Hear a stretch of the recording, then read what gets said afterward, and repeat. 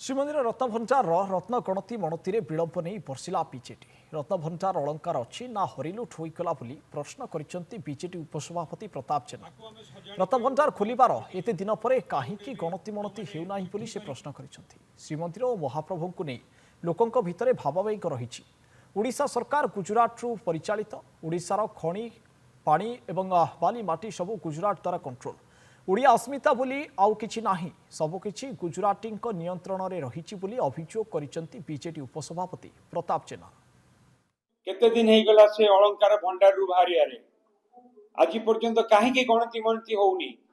यदि दीर्घ दिन धरि की गणति मनति न हबो ताले ओडिसार लोकंक मन भितरे बा प्रत्येकटी जगन्नाथ प्रेमी भारत समग्र विश्व रे जो माने अछंती प्रभु जगन्नाथ प्रेमी मन भितरे ए संदेह सृष्टि हब कि ना नहीं कि अलंकार चोरी है कि गुजरात पड़ेला बोली।